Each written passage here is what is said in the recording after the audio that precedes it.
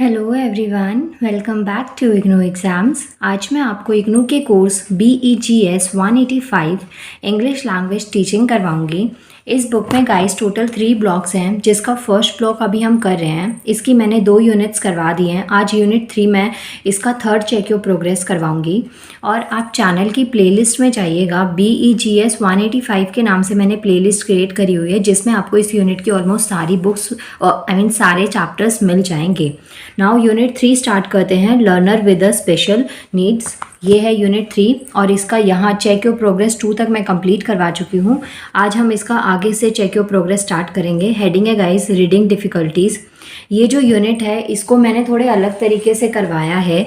मैंने पहले आपको ना इंट्रो दिया है पूरा, जो जो उसमें चीज़ें लिखी हुई हैं, उसके बाद में फिर जो चेक योर प्रोग्रेस है वो बताइए, क्योंकि इसमें चेक योर प्रोग्रेस से ज़्यादा ना ये इंट्रो इम्पॉर्टेंट है। इसमें क्वेश्चंस के पैटर्न चेक योर प्रोग्रेस में ज़्यादा अच्छे नहीं हैं, लेकिन हाँ, अगर आपको इंट्रो काफ़ी अच्छे से आता होगा, कंसेप्ट क्लियर होगा, तो आप हर तरीके के क्वेश्चन जो एग्जाम में आएंगे उनको आप अटेम्प्ट कर पाएंगे।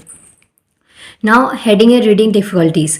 रीडिंग डिफ़िकल्टीज़ वैसे तो यहाँ से क्लियर काफ़ी हद तक हो रहा होगा आपको कि रीडिंग में डिफ़िकल्टीज़ बहुत बहुत अलग तरीके से आ सकते हैं। एक तो लैंग्वेज फैक्टर वर्क करता है, प्रोनाउंसिएशन भी वर्क करती है, प्लस कुछ स्पेलिंग्स ऐसी होती हैं, वर्ड्स ऐसे होते हैं जिसका हमें एग्जैक्ट प्रोनाउंसिएशन नहीं पता होता, वर्ड्स को कैसे बोला जाता है, फोनेटिक साउंड्स क्या होते हैं उनके। तो ये सब चीज़ें रीडिंग डिफ़िकल्टीज़ में आती हैं। यहाँ पे एक टर्म आपको दे रखी है डायलेक्सिया, डायसेलेक्सिया। देखिए आप इसका प्रोनाउंसिएशन देख लीजिएगा। फर्स्ट जो रीडिंग डिफ़िकल्टी है उसका एग्जाम्पल आपको मुझसे ही मिल गया होगा, लेकिन यहाँ पे जो रीडिंग डिफ़िकल्टीज़ है उसमें क्या क्या पॉइंट्स बता रखे हैं वो मैं आपको बताती हूँ। One of the major problem facing educators is that some childrens of normal intelligence with regular attendance fail to read. यहाँ पे बता रखा है आपको कि जो स्टूडेंट्स रेगुलर अटेंडेंस के साथ में स्कूल में प्रेजेंट होते हैं, चाहे अकेडमिक्स में कहीं पे भी, स्टिल उनमें जो रीडिंग की जो एबिलिटी है वो बहुत स्लो होती है, बहुत कमियां रीडिंग में देखने को मिलती है। अब नॉर्मल इंटेलिजेंस में अगर बच्चा पढ़ने में भी ठीक है और आंसर्स वगैरह भी अच्छे तरीके से लिख पाता है, स्कोरिंग भी अच्छी हो जाती है, उसके बाद भी जो रीडिंग डिफ़िकल्टीज़ है वो देखने को मिलेगी। ये जो टर्म आपको दे रखी है इसका मतलब होता है एक ऐसी डिफ़िकल्टी जो कि रीडिंग या स्पेलिंग के टाइम पे लोगों में होती है, उसे हम कहते हैं dyslexia. Reading difficulties can also occur amongst learners who have not had an opportunity to learn reading due to environmental reason। अब यहाँ पे कई बार क्या भी होता है कि जैसे मानिए पढ़ने में बच्चा अच्छा है, उसको पढ़ने का टाइम मिल पा रहा है, लेकिन रीडिंग के लिए ना एक प्रॉपर इन्वायरमेंट नहीं मिल पाता। रीडिंग तब ज़्यादा इफेक्टिव होती है जब आप वर्ड्स को थोड़ा लाउडली बोलते हैं, प्रोनाउंस करते हैं, आपको पता चलता है कि वर्ड्स का साउंड कैसा आ रहा है आपके पास में, या कोई आपके वर्ड्स की प्रोनाउंसिएशन को चेक कराओ। क्योंकि बहुत बार ऐसा होता है, इवन अभी भी जिस एज में आप अभी हैं, जो ये मेरी वीडियोज़ देख रहे हैं एग्जाम्स के लिए इग्नू के, आप ये देखिए आप 6 सेमेस्टर का एग्जाम का सिलेबस पढ़ रहे हैं, स्टिल बहुत से ऐसे वर्ड्स होंगे जो आप सबको लगता होगा कि बहुत डिफिकल्ट है, इसकी रीडिंग आपको समझ में नहीं आ रही, इसको कैसे रीड किया जाए। और कई बार रीडिंग ऐसा भी होता है कि आपने रीड तो कर लिया बट स्टिल आपको समझ में कुछ भी नहीं आया कि आपने क्या चीज़ रीड करी। तो ये सब चीज़ें रीडिंग डिफिकल्टीज़ में आती हैं। रीडिंग डिफिकल्टीज़ को यहाँ पे कुछ कैटेगरीज में डिवाइड किया गया है, जैसे कि literacy, semi literacy, reading backwardness और रीडिंग रिटार्डेशन। तो यहाँ पे आपको कुछ पॉइंट्स दे रखे हैं जिसके हिसाब से आप रीडिंग जो डिफिकल्टीज़ हैं उनको देख सकते हैं। जैसे फर्स्ट है इलिटरेसी। इलिटरेसी में क्या, जो एज होती है 7 से कम होती है, या जिनको जो ज़्यादा पढ़े लिखे नहीं होते, ज़्यादा पढ़ाई को अपॉर्चुनिटीज़ नहीं देते, तो उन सब में ये होता है इलिटरेसी रेट बढ़ जाता है, जिसकी वजह से जो उनकी रीडिंग स्किल्स होते हैं वो बहुत बहुत पुअर होती हैं। किसी का मैं मजाक नहीं बना रही हूँ, लेकिन आप खुद से ये चीज़ आपने देखी होगी, आपके आसपास में कोई आपके नेबर हो, आपके पेरेंट्स हो जो थोड़ा कम पढ़े लिखे हो, या आपके घर पे मेड आती है, लेबर वर्क कोई कर रहा है, तो उनका क्या होता है कि वो जो नॉर्मल लैंग्वेज होती है, कॉमन लैंग्वेज होती है, उसमें वो कॉन्वर्सेशन तो कर लेते हैं, लेकिन जब बात रीडिंग की या राइटिंग की कुछ आती है तो उस टाइम पे उनको इस चीज़ की डिफ़िकल्टीज काफ़ी हद तक फेस करनी पड़ती हैं। तो ये हो गया इलिटरेसी। सेमी इलिटरेसी में क्या होता है, when the reading age of child is 7 to 9 years of age is 2 years below the chronicle age. It means कि अगर कोई बच्चा है जिसकी 7 से 9 साल की एज तो हो गई है, लेकिन जो रीडिंग के टाइम पे अगर एज देखा जाए या पढ़ने के लेवल पे देखा जाए तो वो वो 2 साल के बच्चे से भी कम है। इट मीन्स कि जैसे एज बढ़ती गई है लेकिन हाइट बढ़ गई है, बट जो दिमाग का लेवल है या फिर जो यूज़ कर पाते हैं इंटेलिजेंस लेवल, वो बहुत ही कम है। ये आपने मूवी में भी देखा होगा, किसी ना किसी मूवीज़ में, जिसमें बच्चे काफ़ी बड़े हो जाते हैं और उसके बाद में स्टिल एज बढ़ जाती है लेकिन जो माइंड सेट होता है वो काफ़ी हद तक नीचे रह जाता है, छोटे बच्चों की तरह हो जाता है। और इसका एग्जाम्पल एक मूवी है, क्रिश है आई गेस, ध्यान नहीं आ रहा, बट ये ऋतिक रोशन की मूवी है। नहीं, क्रिश नहीं है, उनसे पहले वाला पार्ट है, कोई मिल गया, मे बी वही, आप एक बार क्रॉस चेक कर लीजिएगा। उनमें आपने देखा होगा ऋतिक रोशन ने जो रोल प्ले किया है उनमें उनकी एज बढ़ जाती है लेकिन हाइट भी बढ़ जाती है, सब कुछ ग्रो करता है, लेकिन जो मेच्योरिटी लेवल है ना वो उनका काफ़ी कम रह जाता है। रीडिंग बैकवर्डनेस का मतलब होता है when reading age is lower than chronological age, means की एज बढ़ रही है लेकिन जो आप रीडिंग की कैपेसिटी है वो बहुत कम है। अब इसमें बहुत सारे ना सिम्टम्स वर्क करते हैं, या तो हो सकता है कि किसी ऐसे ग्राउंड से हैं, ऐसा बैकग्राउंड है कि जहाँ पे रीडिंग को इतना तवज्जो नहीं दी जाती है, या फिर कुछ ऐसा है कि आप पढ़ नहीं पाते हैं, सिर्फ लर्निंग या राइटिंग में ही आपका मेन फोकस रह जाता है। तो ये सब चीज़ें आपके पास में यहाँ पे आती हैं। इसके बाद में गाइज, रीडिंग बैकवर्डनेस आपको क्या क्या सिम्टम्स होते हैं या क्यों हो जाती है रीडिंग बैकवर्डनेस, जैसे एज बढ़ गई लेकिन स्टिल जो रीडिंग है वो काफ़ी हद तक इम्प्रूव नहीं हो पाई है, तो उसके लिए आपको यहाँ पे 3 पॉइंट्स दे रखे हैं। फर्स्ट है न्यूरोलॉजिकल बेसिस, सेकंड है other development problems and third one is environment से रिलेटेड है। अब ये तीनों को 1 बाय 1 मैं बता देती हूँ। न्यूरोलॉजिकल बेसिस का मतलब होता है जैसे कि कुछ हमारा जो लेफ्ट हेमिस्फेयर होता है ब्रेन का, ब्रेन में ना पार्ट्स होते हैं, जैसे हार्ट में चैम्बर्स होते हैं 4 चैम्बर्स, ऐसे ही हमारा जो ब्रेन होता है ना इसमें हेमिस्फेयर होता है लेफ्ट राइट इस तरीके से।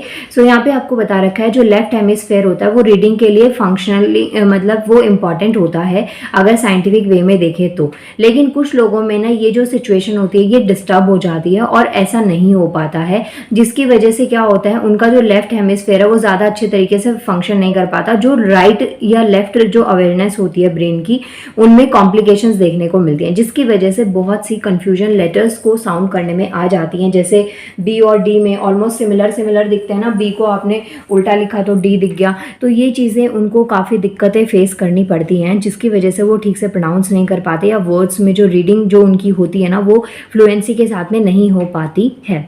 इसके बाद में नेक्स्ट आता है other development problems are poor auditory visual integrations. Means देखिए जो फर्स्ट है ना न्यूरोलॉजिकल बेसिस, इसमें आपको साइंटिफिक रीजन देना है। सेकंड कहता है अदर डेवलपमेंट प्रॉब्लम्स में क्या आता है poor auditory visual integration. Auditory का मतलब होता है सुनाई देना और विजुअल का मतलब होता है देखना। कोई चीज़ ऐसा हो कि आप देख रहे हो और उसको साथ में सुन रहे हैं, तो जो उसमें इंटीग्रेशन है मीन्स कि दोनों चीज़ें एक साथ में काफ़ी अच्छे तरीके से आप नहीं कर पाए। इसका एग्जाम्पल मैं देती हूँ। सपोज आप कोई वेब सीरीज़ देखते हैं और वो हिंदी में डब देखते हैं तो आपको समझ में आ जाता है, लेकिन बहुत से ऐसे लोग होते हैं जिनको इंग्लिश में या ज़्यादा अच्छे तरीके से समझ में नहीं आता, तो आप क्या यूज़ करते हैं, कई बार सब टाइटल्स का यूज़ करते हैं। सब टाइटल्स यूज़ करते हुए होता क्या है, हमारा जो माइंड है ना वो काफ़ी हद तक डिस्ट्रैक्ट हो जाता है। अगर आप रेगुलर बेसिस पे ऐसे देखते हैं तो आपको आप उस चीज़ के लिए हैबिचुअल हो जाते हैं, लेकिन जब आप कभी कभार देखते हैं तो माइंड जो है इंग्लिश सीखने के चक्कर में या वर्ड्स को कैप्चर करने के चक्कर में सब टाइटल पे फोकस करने लग जाता है और मूवी में बहुत सारी चीज़ें समझ में कई बार नहीं आती हैं। तो ये चीज़ हो सकता है आप में से किसी के साथ ये प्रॉब्लम भी हुई हो सकता है नहीं भी हुई हो।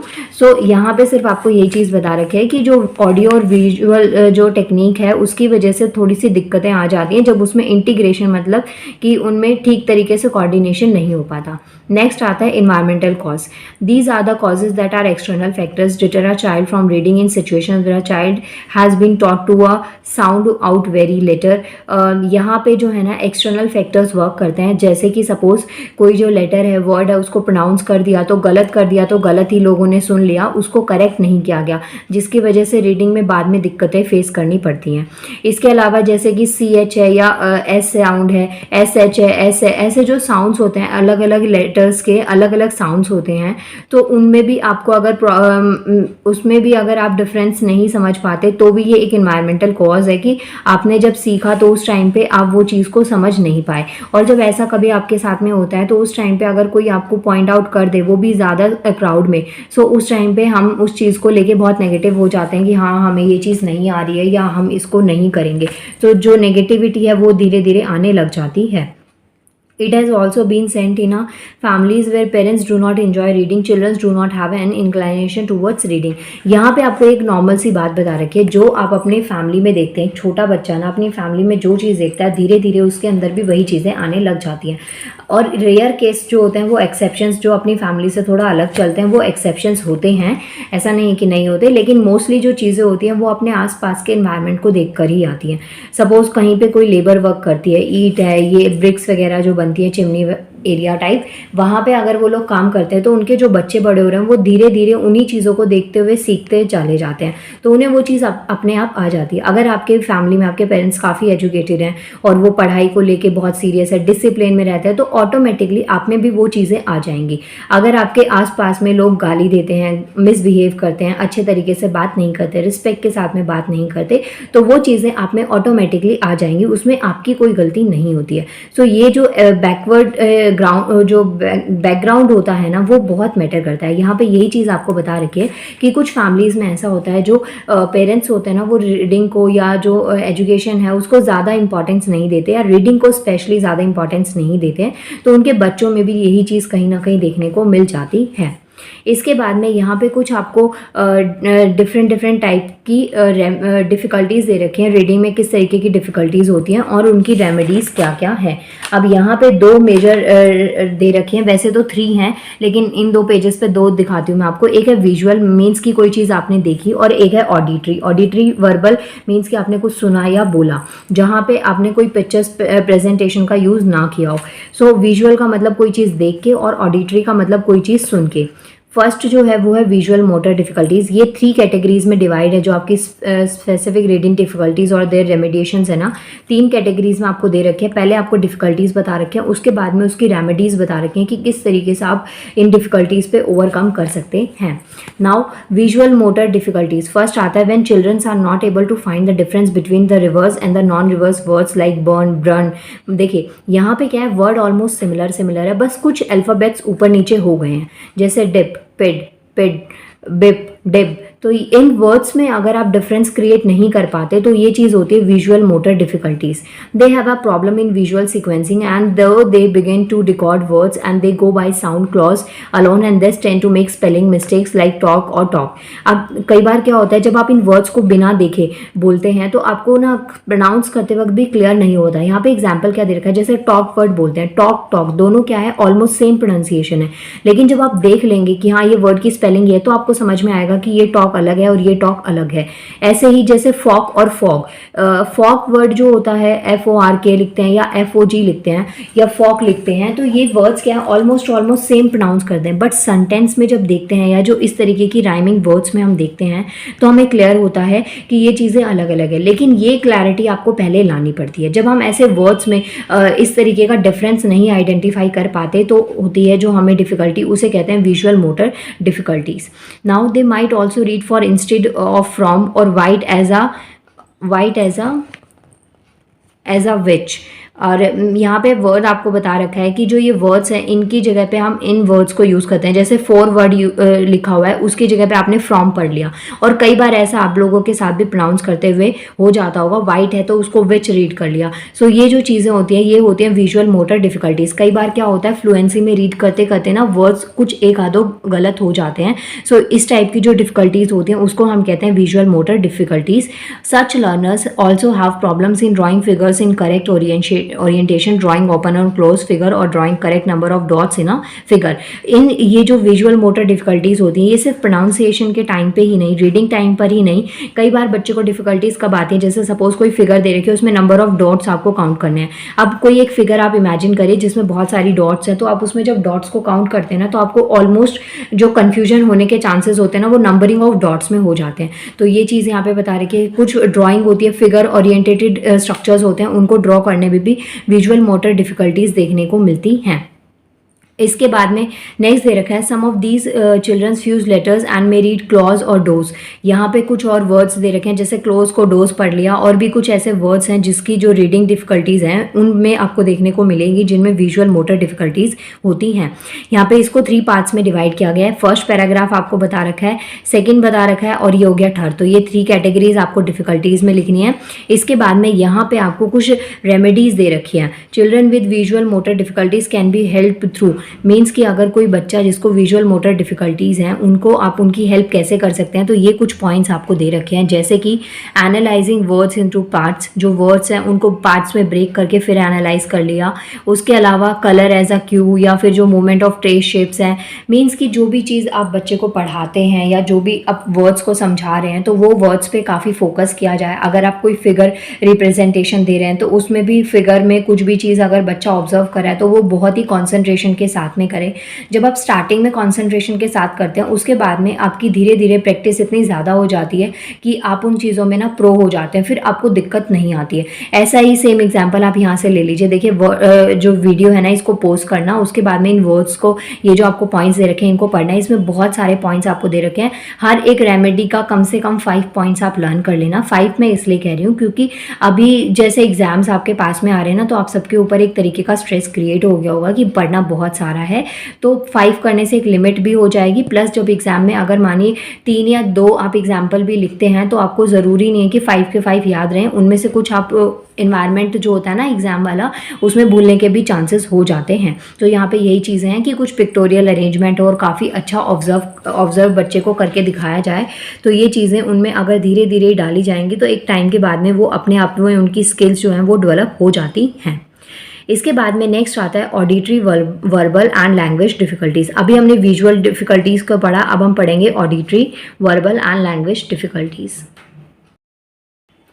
यहाँ पे क्या दे रखा है, delay in language development may lead to auditory discriminations and child may not be able to retell a story although the child may maintain a correct sequence, the language structure and the vocabulary would be poor. अब ये कब हो सकता है, जैसे कि मानिए जो लैंग्वेज का स्ट्रक्चर है आपको समझ में नहीं आ रहा, सेंटेंस किस तरीके से दे रखे हैं, या जो वोकैबुलरी है वो काफ़ी ज़्यादा पुअर है। वोकैबुलरी पुअर होने से दिक्कत ये आती है कि जब आप एडवांस रीडिंग करते हैं तो बहुत से ऐसे वर्ड्स आते हैं जिसका आपको प्रोनाउंस नहीं पता होता, कैसे उसको प्रोनाउंस करेंगे, उसका मीनिंग आपको समझ में नहीं आता। तो उस टाइम पे आप स्टक हो जाते हैं और फिर या तो आप डिक्शनरी का यूज करेंगे या फिर उस वर्ड को स्किप कर देंगे। उस वर्ड को अगर आप स्किप करते हैं तो आगे का सेंटेंस ऑटोमेटिकली आपको समझ में नहीं आएगा, और अगर आप डिक्शनरी यूज करेंगे तो जो आपकी सीक्वेंसिंग बनी हुई है रीडिंग में, जो फ्लुएंसी बनी है वो ब्रेक हो जाएगी। उसके बाद में दोबारा आपका मे बी इंटरेस्ट इतना ज़्यादा ना हो पाए। तो यही चीज़ आपको ऑडिटरी वर्बल में बता रखा है। सच चिल्ड्रंस में have difficulty in pronouncing letters. यहाँ पे आपको बता रखा है जैसे श और स। कई बार आपने देखा होगा कुछ लोग ना श को स वर्ड में प्रोनाउंस कर देते हैं और स को श में कर देते हैं। तो ये जो प्रोनाउंसिंग डिफिकल्टीज होती हैं ये भी ऑडिटरी वर्बल में ही देखने को मिलती हैं। जैसे यहाँ पे बता रखा है सिप फॉर शिप, शिप लिखा हुआ है उसको सिप पढ़ेंगे, तो जो श साउंड है उसको स साउंड में बहुत से लोग ऐसे पढ़ देते हैं। तो ये चीज़ें आपको डिफिकल्टीज बता रखी हैं। सेकंड बता रखा है चिल्ड्रंस में have auditory verbal and language difficulties में also have difficulties in blending sounds. They may be able to pronounce the letters individually, means कि वो जो लेटर्स होते हैं ना सेपरेट वर्ड्स होते हैं उनको वो प्रोनाउंस कर लेते हैं। जैसे ये वर्ड है SH, तो ये पता है उनको श है, लेकिन जब इसको वर्ड में या बहुत सारे अल्फ़ाबेट मिला के एक वर्ड बना दिया जाएगा तो उस टाइम पे उनका प्रोनाउंस गलत हो जाएगा। यहाँ पे एग्जाम्पल आपको दे रखा है, जैसे कि SH वर्ड है तो इसको श पढ़ेंगे तो ये पढ़ा जा रहा है, लेकिन जब उन्होंने शिप पढ़ा तो उसको उन्होंने प्रोनाउंस किया सिप। तो ये चीज़ें जो डिफ़िकल्टीज़ होती हैं वर्ड ब्लैंडिंग में काफ़ी दिक्कतें फेस करने को मिलती है उन बच्चों को। इसके अलावा such readings can be helped by reading out. अब इनका जो सोल्यूशन है वो कैसे निकाला जा सकता है, या तो रेगुलर बेसिस पे बुक्स, सपोज आपके सिलेबस की बुक्स है उसमें इतना इंटरेस्ट नहीं आता तो मैगजीन्स हो या फिर कॉमिक बुक्स होती हैं या टेक्स्ट से रिलेटेड या एनवायरनमेंट से रिलेटेड जो टेक्स्ट होते हैं जिसमें इंटरेस्ट डेवलप किया जा सकता है, उन चीज़ों को रेगुलर बेसिस पे स्टडी करने से जो डिफ़िकल्टीज़ है उसको हटाया जा सकता है। देखिए चाहे स्टडी की डिफ़िकल्टी हो, चाहे रीडिंग की डिफ़िकल्टी हो, चाहे किसी भी चीज़ की डिफ़िकल्टी हो, उस डिफ़िकल्टी पे ओवरकम अगर आप लाइफ में कभी भी करना चाहते हैं तो उसका सिंपल सा सोल्यूशन है प्रैक्टिस। अगर रीडिंग में है तो ज़्यादा से ज़्यादा चीज़ों को रीड करिए, प्रैक्टिस करिए, उससे क्या होगा आपकी जो स्किल्स हैं वो डेवलप होने लग जाती हैं। इसके बाद में other measures that can be taken are, तो यहाँ पे कुछ और अलग मेजर्स आपको दे रखे हैं, जैसे मैचिंग साउंड हो गया, बहुत से वर्ड्स होते हैं जिनका जो साउंड होता है वो सिमिलर होता है, तो बच्चों को इस तरीके से रिलेट करके पढ़ाया जा सकता है। इसके अलावा child is taught to concentrate on position of the tongue, जब जैसे वर्ड कोई प्रोनाउंस करना नहीं आ रहा तो उस टाइम पे जो टंग होती है या जो लिप्स होते हैं उनका जो लिप्स का कैसा स्ट्रक्चर बन रहा है, किस तरीके से साउंड प्रोड्यूस हो रहा है, जो टंग है वो टच हो रही है या नहीं हो रही है, सब चीज़ें आपको उस टाइम पे पोजीशन पे फोकस करके भी आप वर्ड्स को साउंड करना सीख सकते हैं। जैसे कि ये जो टेक्निक होती है ना, ये छोटे बच्चे यूज़ करते हैं क्योंकि उनको वो चीज़ें समझ में नहीं आती, लेकिन जो लिपसिंग होती है उनसे वो कैप्चर करके और चीज़ों को सीखना स्टार्ट कर देते हैं, और फिर जब उनमें हियरिंग कैपेसिटी बहुत ज़्यादा डेवलप हो जाती है तो वो चीज़ों को सुनकर सीखने लग जाते हैं। यहाँ पे यही सब आपको बता रखा है। इसके अलावा वर्ड्स की चेन बना ली, या फिर जो राइमिंग गेम्स होते हैं जिसमें वर्ड्स को बार बार रिपीट किया जाता है, उनको आपने रिपीटेशन कर लिया। एलिट्रेशन भी इसी में एक प्रोसेस होता है कि सेम वर्ड्स को आपने यूज़ कर लिया। सो यहाँ पे कुछ आपको वर्ड्स दे रखे हैं, कुछ टेक्निक्स दे रखे हैं जो एज अ रेमेडी आप ऑडिटरी वर्बल लैंग्वेज डिफिकल्टीज़ में यूज़ कर सकते हैं। चाहे वो पिक्टोरियल अरेंजमेंट आप ले रहे हैं, कुछ चीज़ों को आपने दिखा के क्लियर कर दिया कि ये ऐसा मैप है, ये टैप है, ये कैप है। जैसे कि छोटे बच्चों के लिए स्किल्स डेवलप करी जाती है ना, उनको क ख ग सिखाया जाता है, ABCD दिखाई जाती है, तो उन्हें A फॉर एप्पल बोला जाता है। लेकिन ये बात अलग है कि उनको एप्पल की स्पेलिंग उस टाइम पे नहीं आती, बट चीज़ों को ऐसे रिलेट करके उनको साउंड क्लैरिफाई करवाया जाता है। सो ये टेक्निक्स का यूज़ करके आप ऑडिटरी वर्बल जो लैंग्वेज डिफिकल्टी है उससे ओवरकम कर सकते हैं। इसके बाद में गाइज नेक्स्ट जो यहाँ पे टॉपिक आता है वो आता है graphophonic skills, depends on underlining ability to make auditory visual associations. इसमें क्या होती हैं, जो आपकी स्किल्स हैं, प्लास्टिक लेटर्स हैं, इन सब का यूज़ करके हम इनको ओवरकम कर सकते हैं। इसके अंदर जैसे बता क्या रखा है, सपोज कोई बुक बच्चे को दिखाई है और बुक दिखा के बुक को प्रोनाउंस किया गया है, तो वो चीज़ ज़्यादा टाइम तक याद रहेगी एज़ कम्पेयर टू अगर आप सिर्फ बुक बच्चे को पढ़ना सिखा रहे हैं। इसीलिए जो छोटे बच्चों के लिए क ख ग या ABCD जब उनको सिखाई जाती है तो उनके पास में जो बुक दी जाती है वो एक पिक्टोरियल अरेंजमेंट में होती है। जैसे A फॉर एप्पल बोला है तो एप्पल की पिक्चर बनी हुई है जिससे बच्चा उसको रिलेट कर पाएगा। A वर्ड ऐसे लिखा है, A फॉर एप्पल होता है और एप्पल दिखता है ऐसा है, फिर उसमें कलर भी उसको कैप्चर होते हैं। तो ये सब चीज़ें आप करके इन जो रीडिंग की जो डिफ़िकल्टीज़ हैं उनको ओवरकम किया जा सकता है। इसके बाद में गाइस थर्ड पार्ट में आता है problem with higher order reading skills. अब जो हायर ऑर्डर रीडिंग स्किल्स होते हैं उनमें क्या प्रॉब्लम आएगी। देखिए अभी तक आपने तो ये पढ़ा था कि जो लोग कम पढ़ते हैं तब दिक्कत आती है, कई बार नहीं ज़्यादा अच्छे से समझ में आता तो समझ में नहीं आता ये। लेकिन यहाँ पे बात क्या हो रही है कि जो ऑर्डर है ना वो काफ़ी हायर है रीडिंग स्किल्स का, स्टिल उसके बाद में प्रॉब्लम फेस करनी पड़ती है। तो ऐसा क्यों होता है। सो यहाँ पे क्या है, जैसे जो स्पेलिंग्स होती हैं या रिकॉल करा आपने वर्ड फैमिलीज़ को जो कि एक पर्टिकुलर फैमिली से बिलोंग करते हैं तो उसको रिकॉल करना काफ़ी हद तक डिफिकल्ट हो जाता है। ऑडिटरी और phonetic skills as well as developed vocabulary are all important for reading. चाहे वो ऑडिटरी है मतलब कोई चीज़ सुन रहे हैं, चाहे उसका साउंड प्रोनाउंस कर रहे हैं, चाहे किसी चीज़ को आप देख रहे हैं, चाहे वोकैबुलरी हो, ये सब चीज़ें जो होती हैं वो रीडिंग में काफ़ी मेजर रोल प्ले करती हैं। अब यहाँ पे जो चिल्ड्रंस होते हैं जिनको ऐसी डिफ़िकल्टीज़ होती हैं मिसक्यूज अलॉन्ग विद द डायमेंशंस, तो यहाँ पे आपको ना 3 टाइप की डिफ़िकल्टीज़ का बता रखा है किस किस तरीके से बच्चा उसको यूज़ किया करता है गलत तरीके से प्रोनाउंस करने में। जैसे ग्राफोफोनिक मिसक्यू। अब इसमें क्या चीज़ बता रखी है, जैसे कि यहाँ पे देखिए बेटर और बटर दोनों ऑलमोस्ट सेम साउंड है, लेकिन जिसको इसके डिफरेंस नहीं पता कि बटर जो होता है वो अलग होता है, बैटर जो होता है वो अलग होता है। अब ये कई बार क्या होता है, देखिए एक होता है बैटर, एक होता है बटर और एक होता है बैटर। अब ये तीनों ही वर्ड का जो मीनिंग है ना, एक बैटर वर्ड यूज़ करते हैं हम, जैसे इडली या डोसा प्रिपेयर करते हैं तो उस टाइम पे आपने बैटर बनाया। एक होता है बटर जो कि ब्रेड के ऊपर आप बटर लगाते हैं, या जैसे कि किसी को मक्खन लगाने का भी काम करते हैं ना, वो भी बटर हो गया। एक होता है बेटर, गुड, बेटर, बेस्ट, जब आप किसी को किसी की तारीफ में यूज़ करते हैं। तो ये वर्ड्स क्या ऑलमोस्ट सेम होते हैं, लेकिन इनका जो मीनिंग होता है वो क्या हो जाता है, चेंज हो जाता है। तो वहाँ पे कई बार जब मीनिंग सेंटेंस में चेंज होता है और ये सारे वर्ड्स एक साथ सेंटेंस में आ जाए तो जो इसका प्रोनाउंसिएशन होता है उस पर काफ़ी हद तक डिफरेंस आपको देखने को मिलता है और इसी वजह से डिफ़िकल्टीज आ जाती हैं। इसके अलावा लुक और लॉक दोनों वर्ड्स जो हैं ये ऑलमोस्ट सिमिलर होते हैं, तो यही चीज़ें आपको ग्राफोफोनिक मिसक्यू में बता रखा है। इसके बाद आता है सिंथेटिक मिसक्यू। इसमें क्या होता है, जैसे mother was speaking in place of mother was singing. अब यहाँ पे देखिए 2 सेंटेंसेस है। व्हेन द चाइल्ड रीड्स, बच्चे ने क्या पढ़ा, मदर वॉज स्पीकिंग, और बोला क्या, mother was singing. Where the miscue has same grammatical sentence in the original word. अब यहाँ पे मदर वॉज दोनों में कॉमन है, लेकिन चेंज क्या हो गया, स्पीकिंग और सिंगिंग में। कई बार होता है जो वर्ड्स को आप प्रोनाउंस करते हैं या वर्ड जो सुनते हैं उसकी स्पेलिंग अलग होती है, उसका मीनिंग अलग होता है, लेकिन हम उसको कैप्चर अलग तरीके से करके और उसको उसी मीनिंग के साथ में समझने का ट्राई करते हैं।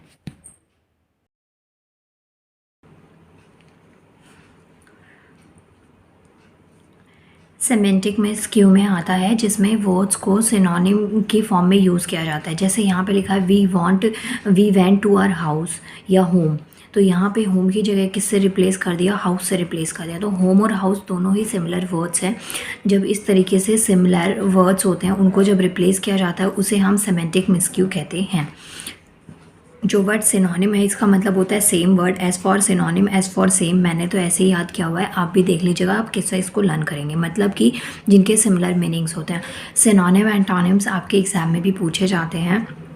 और अभी क्या हुआ, ये वीडियो काफ़ी देर तक रिकॉर्ड हो रही थी, रिकॉर्ड नहीं हो रही थी और मैं बोले जा रही थी, मुझे लगा वीडियो रिकॉर्ड हो रही है। तो देख रहे हैं आप क्या क्या हो रहा है। और गाइज़ रियली वेरी सॉरी, मतलब आज मैं बीच में मेरी ना थोड़ी रेगुलरिटी ब्रेक हो गई थी क्योंकि मेरी तबीयत ठीक नहीं थी, मुझसे रिकॉर्ड ही नहीं किया जा रहा था इसीलिए। But now I am feeling much better, तो मैं अगेन अपने वापस से रूटीन पे आने का ट्राई करूँगी। नाउ देखिए ये हो गया आपके पास में, ये 3 टाइप्स हैं। इसके बाद में लास्ट यहाँ पे बता रखा है children need to understand that our language used at school और in books different from the language of speaking. तो ये बहुत ही ऑब्वियस सी बात है, जो आप स्पीकिंग के टाइम पे वर्ड्स को यूज़ करते हैं वो बहुत ही अलग होते हैं और तरीका अलग होता है, और वहीं जो आप बुक्स में जो यूज़ करते हैं वर्ड्स को वो काफ़ी अलग होते हैं।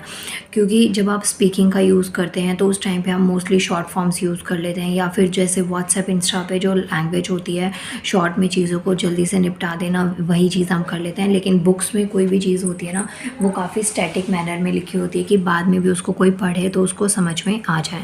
सो यहाँ पे यही चीज़ बता रखा है कि बच्चों को ये चीज़ समझने की ज़रूरत होती है, और वो समझते भी हैं कि जो स्कूल की और बुक्स की लैंग्वेज जो होती है, बुक्स में जो प्रिंटेड मटेरियल में जो लैंग्वेज होती है वो स्पीकिंग से काफ़ी डिफरेंट होती है। अब जिनको ये प्रॉब्लम होती है हायर ऑर्डर रीडिंग स्किल्स में, जिनको जो प्रॉब्लम होती है उनमें कुछ रेमेडियल मेजर्स आपको दे रखे हैं। जैसे कि जो ये हायर ऑर्डर रीडिंग स्किल्स की जो प्रॉब्लम है ना, ये आप सबको भी कई अपने अंदर देखने को मिलेगी, क्योंकि काफ़ी रीडिंग करते करते भी हम बहुत से वर्ड्स को मिस प्रोनाउंस कर जाते हैं या उसकी जगह पे सिमिलर वर्ड्स को पढ़ लेते हैं। सो रेमेडियल मेजर्स में क्या क्या दे रखा है, children must be read to and they need to read themselves, let them go over various types of registers, means की जो वोकैबुलरी होती है उससे, जिससे कि जो रिफ्लेक्टिव अवेयरनेस होती है बच्चे की वो डेवलप होती है, स्किल्स डेवलप होती हैं। वोकैबुलरी जितनी स्ट्रॉन्ग होगी आपका राइटिंग में भी उसका इम्प्रूवमेंट दिखता है, और स्पीकिंग के टाइम पे भी आप काफ़ी अपने अंदर चेंजेस देखते हैं। इसके अलावा जो नर्सरी में जैसे राइम्स होती हैं, राइम जैसे पोएम टाइप में, या फिर जो एलिट्रेशन होते हैं, बार बार वर्ड्स रिपीट होते हैं एट द इनिशियल स्टेट, तो उनको स्टार्ट करना चाहिए, और उसके बाद में पोइट्री ये सब चीज़ें स्टार्ट करते हुए लास्ट तक कंटिन्यू रखते हैं तो हमारी काफ़ी ज़्यादा इंप्रूवमेंट देखने को मिलती है। इसके अलावा जो फॉक टेल्स और फेरी टेल्स होती हैं, जो कि थोड़ा पढ़ने में इंटरेस्टिंग लगे, पढ़ने में भी मज़ा आए, और स्टोरीज़ की तरह हम अगर चीज़ों को रीड करेंगे तो हमें ज़्यादा अच्छे तरीके से समझ में आएंगी। सो ये कुछ आपको पॉइंट्स बता रखे हैं। इसके अलावा जैसे क्लॉज मेकिंग होती है या फिर जो फैक्चुअल टेक्स्ट होता है, उन सबको रीडिंग से ये काफ़ी हद तक इम्प्रूव होने को देखने को मिलेगी। इसके बाद में लास्ट यहाँ पे दे रखा है best thing for the teacher is to make an intelligent guess about the child strength and weakness based upon the observation. तो ये एक बेसिक फैक्ट के फॉर्म में दे रखा है कि जो बच्चे को टीचर ऑब्जर्व करती है, सपोज 35-40 स्टूडेंट्स की जो क्लास है उसमें टीचर ने जो बच्चे को ऑब्जर्व किया, तो हर एक बच्चे की अपनी एक स्ट्रेंथ अपनी एक वीकनेस होती है, तो टीचर्स उनको ऑब्जर्व करके और जो भी उनका उसमें जितना इम्प्रूव किया जा सकता है या उसमें जो भी उनमें बेस्ट दिया जा सकता है वो एक टीचर ट्राई करें। नाउ गाइज इंट्रो पूरा कंप्लीट हो गया, कंसेप्ट्स आई होप आपको समझ में आ गए होंगे। अब इसका चेक योर प्रोग्रेस 3 करते हैं। चेक योर प्रोग्रेस 3 में टोटल 5 क्वेश्चंस आपको दे रखे हैं। एक तो ये बुक, इसमें इतना सारा सब कुछ दे रखा है ना, चेक योर प्रोग्रेस इतनी लेंदी है, प्लस जो इसमें कंसेप्ट्स है वो भी काफ़ी ज़्यादा दे रखे हैं। इसलिए भी इसको थोड़ा टाइम ज़्यादा लग रहा है मुझे। चेक योर प्रोग्रेस 3 में दे रखा है what is difference between a dyslexic learner and a backward learner. तो ये मैंने आपको पेज नंबर 49 पे पीछे समझा दिया था, एक बार दिखा देती हूँ मैं आपको ना। पेज नंबर 49 पे ये रहा क्वेश्चन नंबर 1। यहाँ पे मैंने आपको बताया है ये लर्नर्स हैं यहाँ पे, और ये इनमें सिम्टम्स हैं जो जो क्लासीफाई किया गया है। तो क्वेश्चन नंबर 1 का आंसर आप यहाँ से देखेंगे तो पेज नंबर 49 कहाँ है, वेट अ मिनट, ये रहा पेज नंबर 49 यहाँ पे हो गया। और पेज नंबर 60 भी चलो आपको एक बार दिखा देती हूँ, जिसके पास में बुक्स नहीं है वो वीडियो पोस्ट करके आंसर्स को देख लीजिएगा। ये रहा पेज नंबर 60 पर देखिए, dyslexic learner is of normal intelligence with adequate stimulus but is unable to read. A backward learner is one who has no stimulus to reading because non unrich home environment which is common in poor households. So जो dyslexic learners होते हैं इनमें क्या होता है, बच्चा read तो कर रहा है लेकिन अच्छे तरीके से उनको समझ में नहीं आता। पढ़ाई करते हैं, लिखवा लो, आंसर्स लिखना आता है और समझना आता है, लेकिन रीडिंग में बहुत दिक्कत होती है। बैकवर्ड लर्नर्स में कुछ खास इंटरेस्ट ही नहीं होता क्योंकि उनका ऐसा एनवायरनमेंट नहीं मिलता और जहाँ पे वो रीडिंग्स को या फिर जो एजुकेशन है ऐसी चीज़ों को ज़्यादा टाइम तक प्रमोट किया जाए। इसके बाद में नेक्स्ट गाइस क्वेश्चन आता है, ये रहा क्वेश्चन नंबर 2। आपके पास में क्वेश्चन गिवन है how would you identify reading backwardness. जो रीडिंग बैकवर्डनर्स होती है उसको कैसे आइडेंटिफाई करेंगे। आंसर इसका पेज नंबर 49 और 50 पे है, लेकिन उससे पहले यहाँ पे मैंने कुछ 3 पॉइंट्स दे रखे हैं जिनके बेसिस पे आप जो रीडिंग बैकवर्डनर्स है उसको आइडेंटिफाई कर सकते हैं। जैसे फर्स्ट है न्यूरोलॉजिकल बेसिस, सेकेंड है other development problems, third one is environmental causes. तो ये 3 पॉइंट्स आपको दे रखे हैं। पेज नंबर 49 पर देखते हैं, ये देखिए ये रहा क्वेश्चन नंबर 2। यहाँ पे फर्स्ट दे रखा है न्यूरोलॉजिकल बेसिस, जिसमें आपको ने साइंटिफिक रीज़न दिया है। इसके बाद में अदर डेवलपमेंट प्रॉब्लम्स हैं जिसमें पुअर ऑडिटरी और विजुअल। ऑडिटरी मतलब जो चीज़ आपको सुनाई दी, विजुअल मीन्स जिसको आप पिक्चर्स की रिप्रेजेंटेशन से देखते हैं। एंड इसके अलावा यहाँ पे एक इन्वायरमेंटल कॉज भी है। तो ये 3 पॉइंट्स आपको दे रखे हैं, इनको आपको इस आंसर में ऐड ऑन करना है। इसके बाद में गाइस नेक्स्ट आता है क्वेश्चन, वेट अ मिनट, ये रहा क्वेश्चन नंबर 3 कहता है what are visual motor difficulties, how will you help to learn the learners overcome them. जो विजुअल मोटर डिफ़िकल्टीज़ हैं वो क्या होती हैं और आप लर्नर्स की हेल्प कैसे करेंगे इनको ओवरकम करने में। इन शॉर्ट यहाँ पे विजुअल मोटर डिफ़िकल्टीज़ पूछी गई हैं प्लस उसकी रेमेडीज़ आपसे मांगी गई हैं। पेज नंबर 50 पे चलते हैं, ये देखिए ये रहा पेज नंबर 50। तो यहाँ पे आपको ये ऊपर पैराग्राफ में विजुअल मोटर डिफ़िकल्टीज़ है 1 2 3, ये ऊपर की जो पैराग्राफ्स हैं यहाँ पे आपको तीनों पॉइंट्स में डिफ़िकल्टीज़ दे रखे हैं। वीडियो पोस्ट करके आप एक बार फिर से इसको रीड कर लीजिएगा। यहाँ पे आपको कुछ रेमेडीज़ दे रखी हैं जो एज अ टीचर या एज अ ट्रेनी या एज अ वॉलंटियर हेल्पर जो भी आप समझ लीजिए, उस अकॉर्डिंग आप किसी को अगर ये दिक्कत है विजुअल मोटर डिफ़िकल्टीज़ तो ऐसे इन प्रॉब्लम से आप ओवरकम कर सकते हैं। ये पॉइंट्स आपको यहाँ पे दे रखे हैं। सो ये रेमेडीज़ हैं, इनमें से कोई भी आप 4-5 पॉइंट्स को लर्न कर सकते हैं। गाइस ये हो गया आपका क्वेश्चन नंबर 3, हेडिंग में भी दिख रहा होगा विजुअल मोटर डिफ़िकल्टीज़। इसके बाद में क्वेश्चन नंबर 4 आता है what are the audio verbal difficulties, what remedial measures will you take to address these difficulties. अब आता है नेक्स्ट ऑडियो वर्बल डिफ़िकल्टीज़ क्या होती हैं और क्या क्या जो रेमेडियल मेजर्स हैं आप ले सकते हैं इन डिफ़िकल्टीज़ को एड्रेस करने के लिए। पेज नंबर 51 पे इसका आंसर आपको मिलेगा, हियर इट इज़। यह है auditory verbal and language difficulties. देखिए ऑडिटरी वर्बल लिखा हो चाहे ऑडियो वर्बल डिफ़िकल्टीज़ लिखा हो, यही वाली पॉइंट्स है। यहाँ से ऊपर से आपको डिफ़िकल्टीज़ मिलेंगी, जैसे प्रोनाउंसिएशन इसके ऊपर ज़्यादा वर्क किया जाए। और यहाँ पे ये इसकी रेमेडीज़ हैं, किन किन तरीके से आप किसी की ये दिक्कतों को ओवरकम कर सकते हैं। इसके अलावा जैसे इसमें लास्ट पॉइंट ये काफ़ी इंपॉर्टेंट है, इसको प्लीज़ आंसर में ऐड करना कि जो ये वर्ड्स होते हैं इनके ऊपर इनके साउंड्स को ब्लेंड करने पे ज़्यादा फोकस किया जाए। इन वर्ड्स को सिंगुलर वे में भी पढ़ाया जाए प्लस कंपाउंड फॉर्म में भी, जैसे ऐसे वर्ड्स दे रखे हैं ना, इसको कंबाइन करके वर्ड्स बनाए जाते हैं तो उस फॉर्म में भी पढ़ाया जाए तो ज़्यादा अच्छे से बच्चे को समझ में आएंगी। तो ये हो गया आपका क्वेश्चन नंबर 4। यहाँ ऊपर से डिफ़िकल्टीज़ और यहाँ से आप रेमेडीज़ लेंगे। नाउ लास्ट क्वेश्चन आता है question number 5। What are the difficulties associated with the higher order reading skills? Suggest some measures to overcome them.